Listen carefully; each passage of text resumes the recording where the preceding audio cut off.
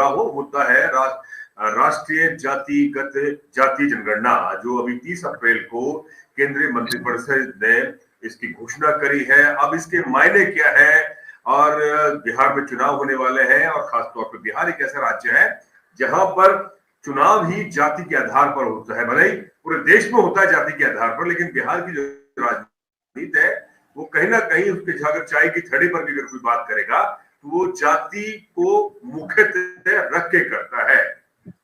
क्या ये इसके पीछे कहीं इसका ये आशय नहीं है सरकार का? अभी पहलगाम में जो आतंकवादी हमला हुआ उस पर लेकर के सरकार पर लगातार विपक्ष हमला कर रही है।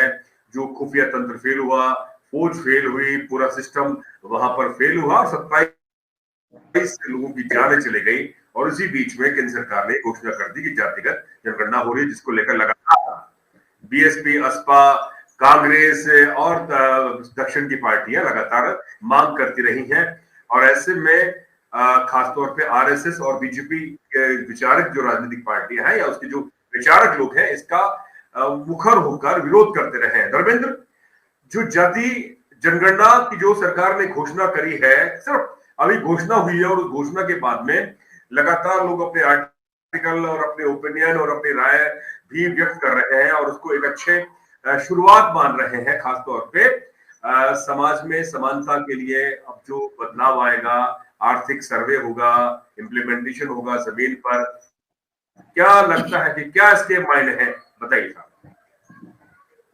देखिए, सबसे पहले तो मैं एक जो त्रुटि जो आमतौर पर हम कर रहे हैं वो ये है कि इसको जाति जनगणना बोल रहे हैं। बेसिकली जनगणना तो वही है जो पहले से चली आ रही है। इस बार जाति के आंकड़े भी और शामिल कर लिए गए हैं। हम अभी जो जनगणना कर रहे हैं उसमें फैक्टर्स ऑलरेडी इंक्लूड है, आर्थिक, सामाजिक, बहुत सारे शैक्षणिक, बहुत सारे संकेतक है। उसमें जाति पहचान को इंक्लूड करके धार्मिक पहचान पहले इंक्लूडेड थी, तो अलग से कोई जातिवाद जाति आंकड़े समेत जनगणना है, ठीक है, तो अलग से ही जनगणना नहीं है। अब इसमें बात यह आती है कि आपने एक प्रश्न पूछा सरकार की मंशा पे।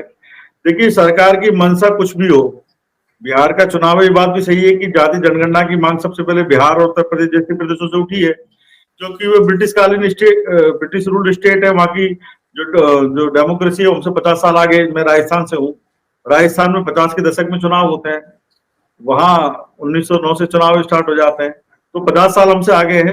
वहां की राजनीति भी हमसे 50 साल आगे है। तो जाति जनगणना तो निश्चित रूप से एक आवश्यकता इस देश में शुरू से थी।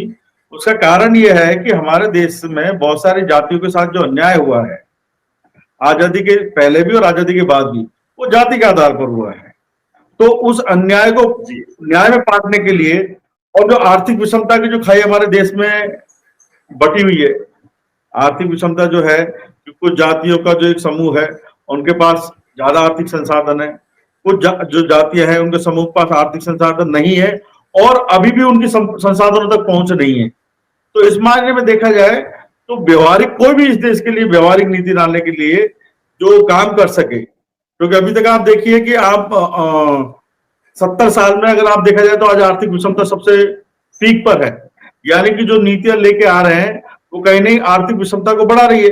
तो कोई भी व्यवहारिक नीति लाने के लिए जातीय आंकड़े तो चाहिए। तो इस मामले में देखा जाए तो देर से ही सही है, सरकार की कोई भी मंशा भी रही हो लाने की, लेकिन ये नीड है, मतलब आवश्यकता है कि जाति जनगणना हो। लेकिन जाति जनगणना भी अपने आप में उद्देश्य नहीं कह सकते।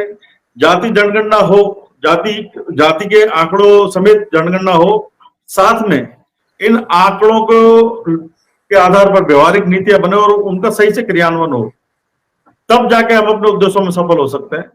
तो फिलहाल तो मैं यही कहूंगा, सरकार की मंशा जो भी रही हो, लेकिन ये एक अच्छा कदम।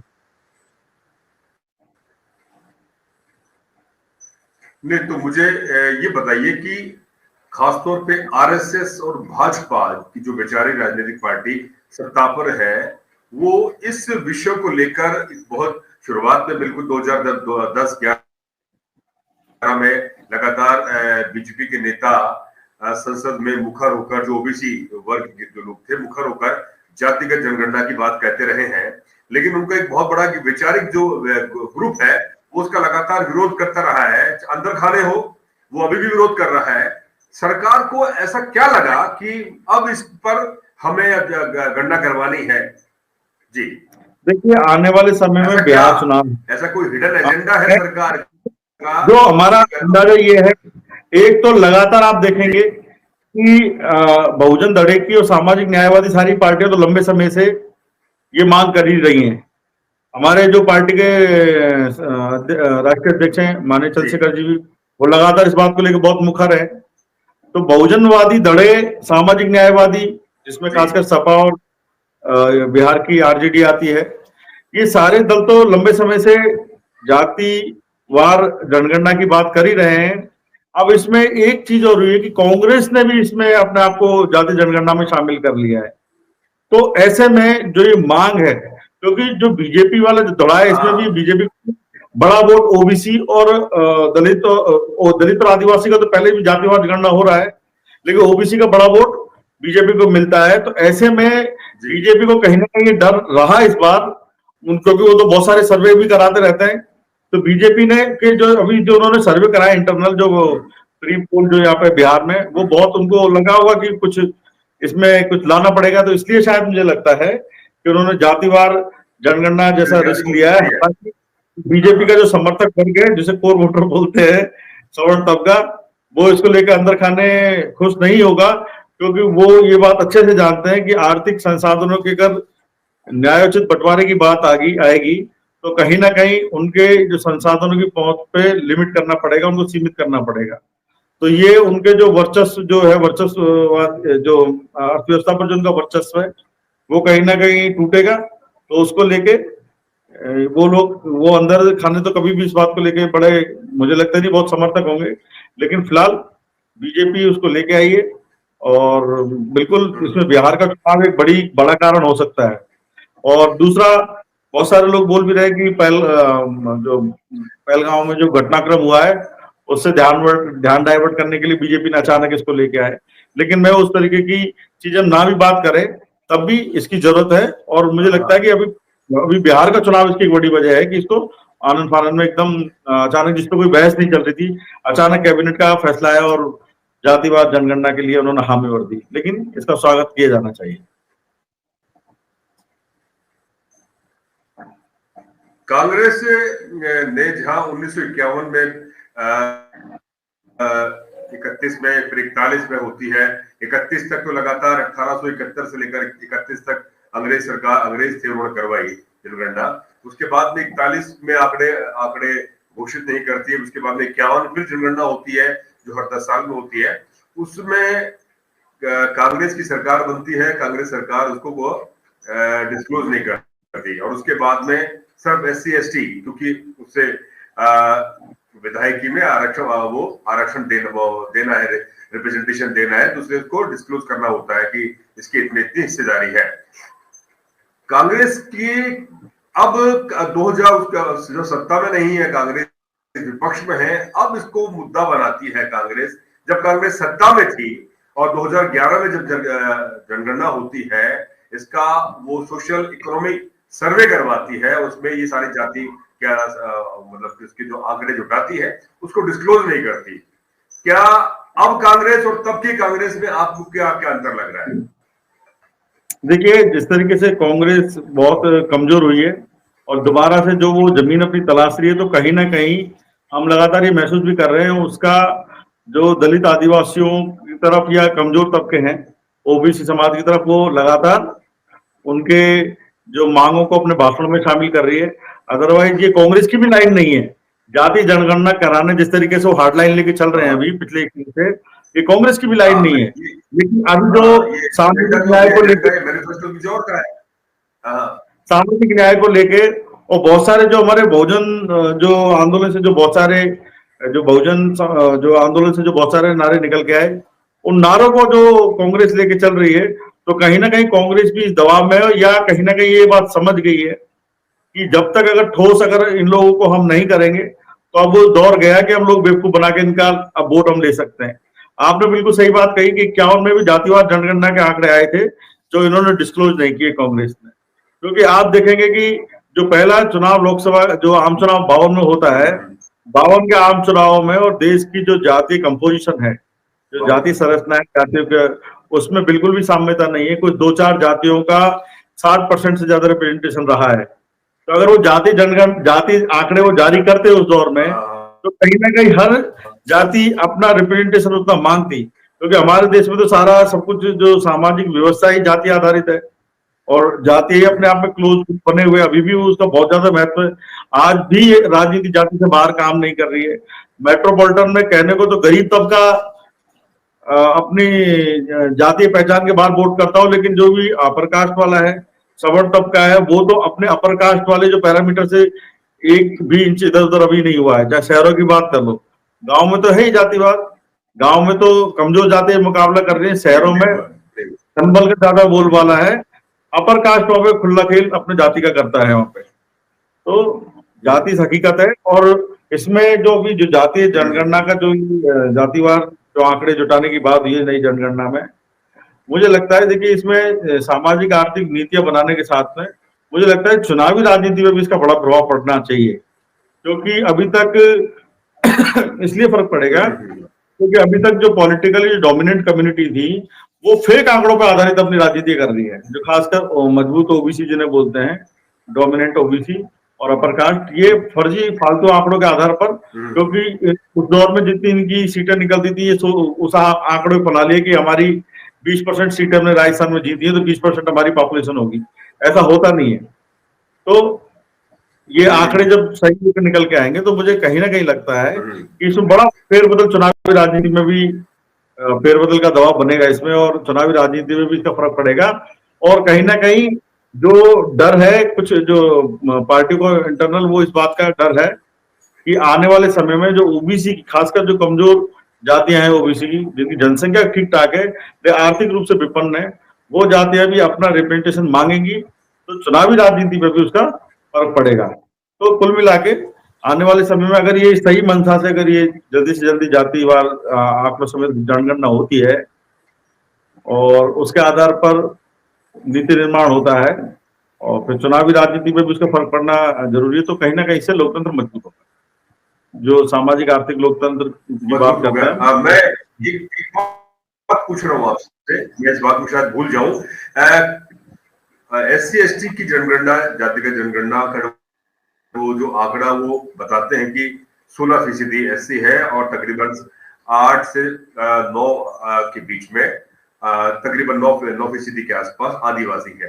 क्या ये जो आंकड़ा सही मायने में क्या सही है या अनुमानित आंकड़ा सरकार इसको डिस्क्लोज करती है?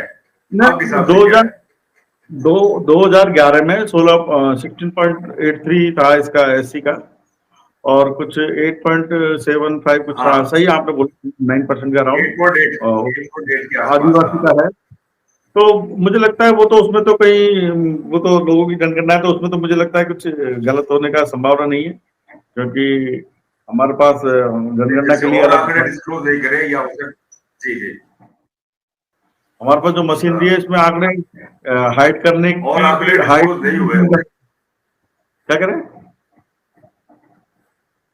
मैं जी क्या करें नहीं, जैसे और आंकड़े डिस्क्लोज नहीं करे, चाहे इस आंकड़े को मैनिपुलेट तो नहीं करा गया होगा, मैं पूछ रहा हूँ। नहीं मैनिपुलेट कैसे करेंगे? 20 से ज्यादा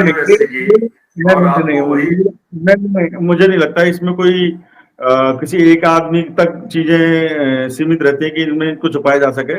हजार लोग इसमें जनगणना में इन्वॉल्व रहते हैं, अलग अलग इन्वॉल्व रहती है, तो इनको मैनिपुलेट करना या गलत आंकड़े प्रस्तुत करेंगे तो उसकी जिम्मेदारी भी लेनी पड़ेगी। अगर पीछे से अगर आंकड़े का अगर कुछ गलत, अगर कुछ त्रुटिपूर्ण है तो बात अलग है, अदरवाइज त्रुटिपूर्ण आंकड़ों को पब्लिश करना जानबूझकर, वो तो मुझे लगता है कि संभव नहीं है, क्योंकि वो हजारों लोगों के बीच की चीज है। क्योंकि जनगणना में हजार लोग, अभी जो जनरल कम्युनिटी जिसे हम मुख्यतः मानते हैं कि 10% के आसपास या 10 से 15% की, तो क्या इस जातिगत जनगणना में ओबीसी के साथ क्या उसकी भी जनगणना होगी? ये बड़ा भ्रम फैल रहा है कि सिर्फ ओबीसी की, पिछड़े समाज के जो पिछड़ा ना पूरी ना सभी जाति की जनगणना होगी इसमें। तो जातिवार जो आंकड़ों समेत जो जनगणना होगी वो तो सभी की होगी, उसमें होगी। सामान्य तबका जिसे चलता हुआ भाषा में सवर्ण बोलते हैं। पंडित, बनिया, राजपूत, वैश्य सभी। बिल्कुल बिल्कुल बिल्कुल बिल्कुल बिल्कुल हाँ, बिल्कुल। सवर्ण। तो वो पता लगेगा कि मतलब सभी एक्चुअल पॉपुलेशन, अगर ओबीसी एक्चुअल के साथ पॉपुलेशन, साथ आपके सामान्य उसका भी होगा। राइट, कितनी है, कितनी है। तो आरक्षण पर इसका क्या असर, आरक्षण पर इसका धर्मेंद्र क्या असर हो सकता है? मान लीजिए अभी 27% आरक्षण मिल रहा है कहीं ना ओबीसी को, कहीं जब ये उसकी आबादी जातिवाद, अभी तक 2011 के हिसाब से अगर मानते हैं। पहला इसका आरक्षण पे देखो, SC ST पे तो इसका कोई प्रभाव पड़ने वाला भी है नहीं, क्योंकि SC ST में तो वर्गीकरण को भी स्वीकार कर लिया गया है। ठीक नहीं है, पड़ेगा।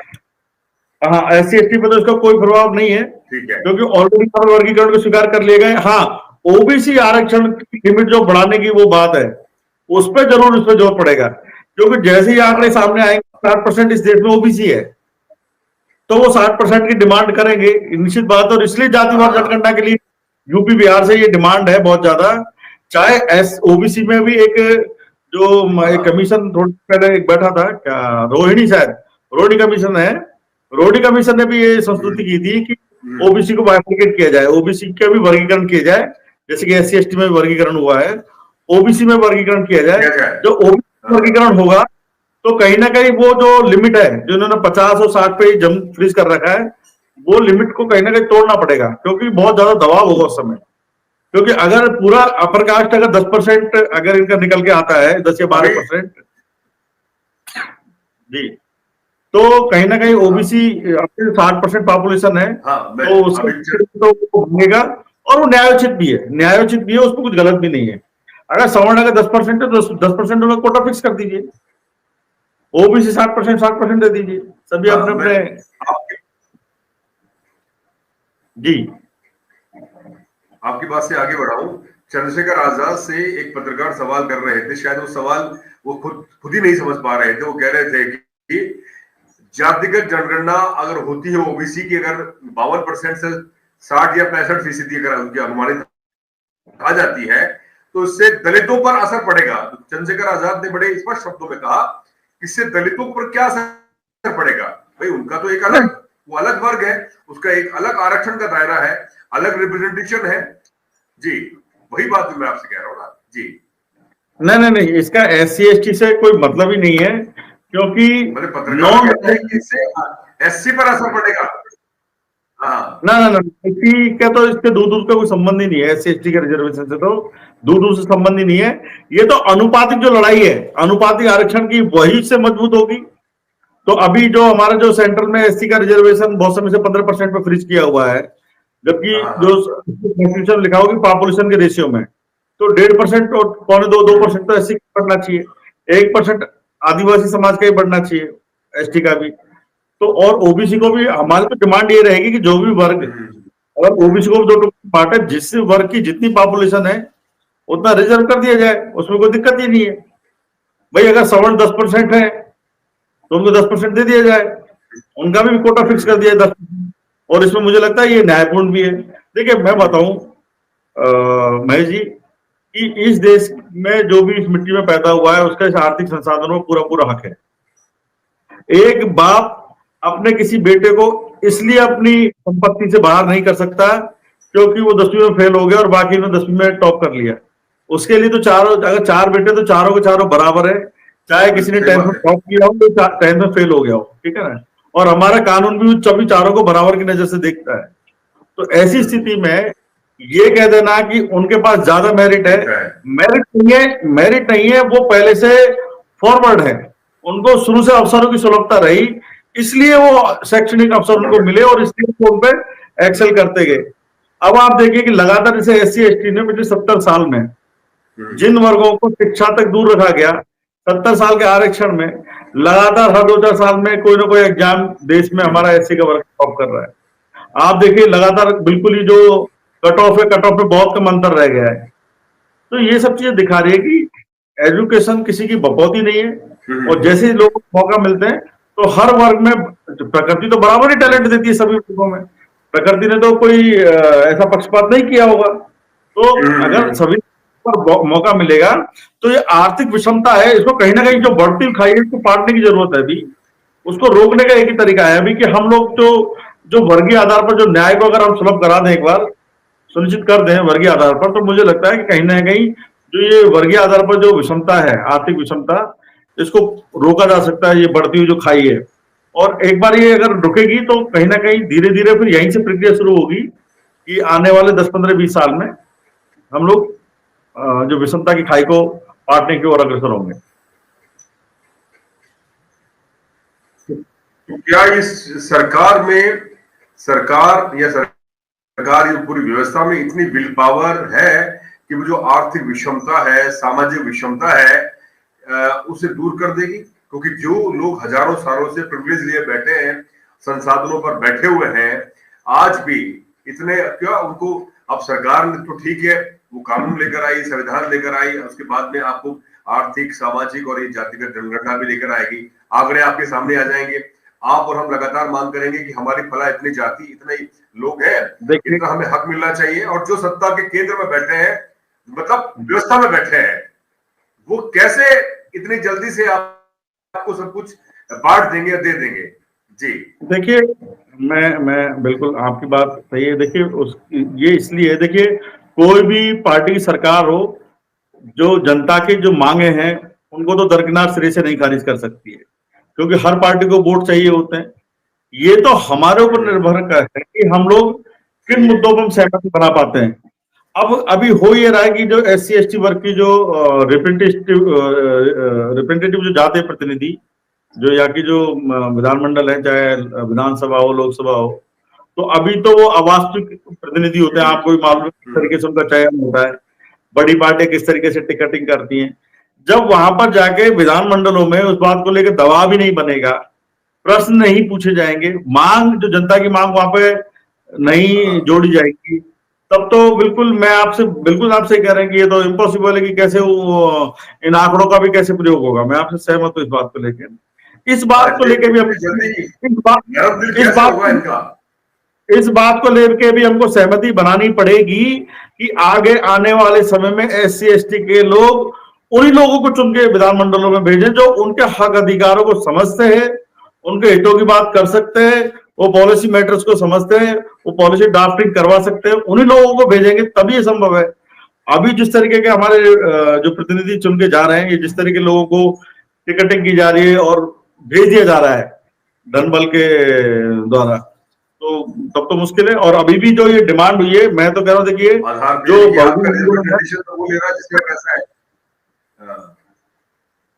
बड़ी पार्टियों के पास फंडिंग बहुत है ना, वो तो अपने कैंडिडेट को, जो कमजोर होते कैंडिडेट को फाइनेंशियली मदद करती है, फिर उनका मीडिया भी मैनेजमेंट होता है, सेंट्रलाइज मीडिया मैनेजमेंट, तो वो बहुत उनकी बड़ी पार्टियां होती है, रात दिन वो प्रचार में रहती है, रात दिन जनता के सामने टीवी के माध्यम से रहती है।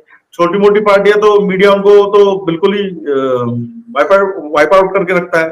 तो वैसी स्थिति में जो बड़ी पार्टी, बड़ी पार्टियों के पास में लोगों तक पहुंच करने की रीच ज्यादा होती है, फिर वो अपने उनके पास जो अपर कास्ट जो लीडरशिप वाली जो पार्टियां हैं, तो वैसे जो मूक जो उनके जो प्रतिनिधि चुनते हैं, टिकट देते हैं दलित आदिवासी में, उनको ज्यादा प्रेफर भी करते हैं वो कि उनको हमारे हिसाब से, क्योंकि ये बात तो हम जानते हैं कि वर्ग कहीं ना कहीं वर्गीय हितों में अंतर तो है ही, वर्गीय हितों में संघर्ष तो है ही, तो वो दूसरे वर्ग के प्रतिनिधित्व को छीनकर अपनी मर्जी का प्रतिनिधि थोप कर उनको विधानसभा में भेजते हैं।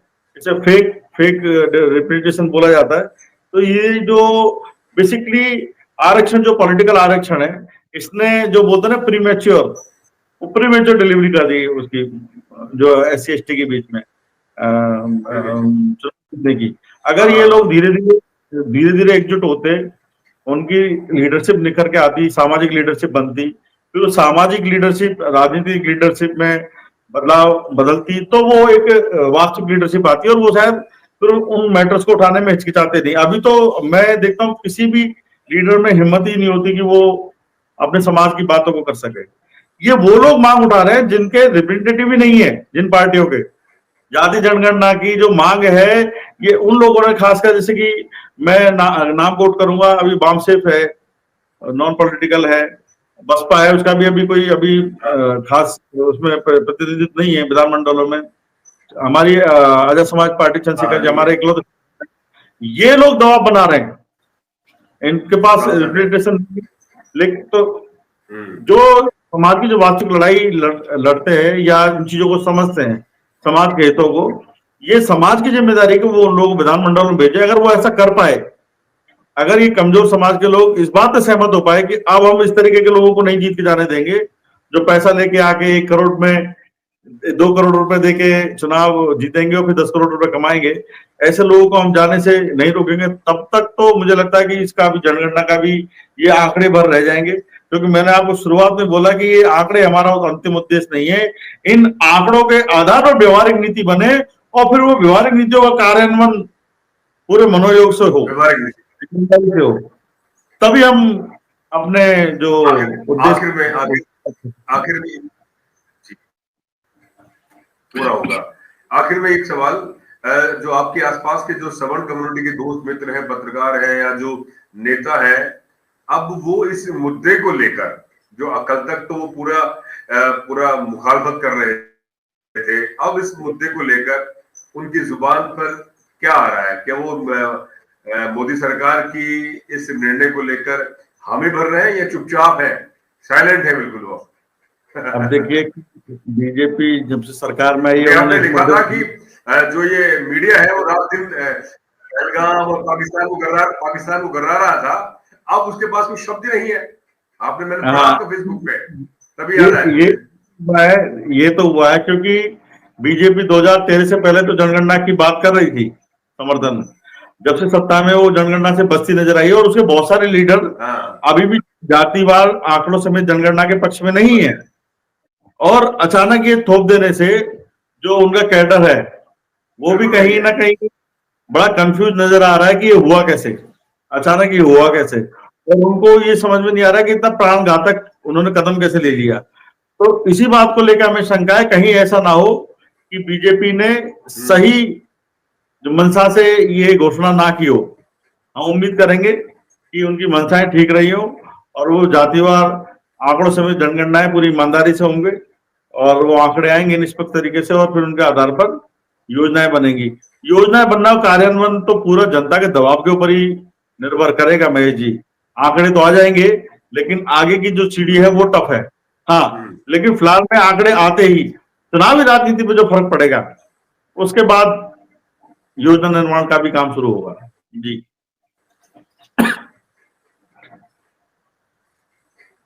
चलिए, बहुत बहुत धन्यवाद धर्मेंद्र, आप हमसे जुड़े।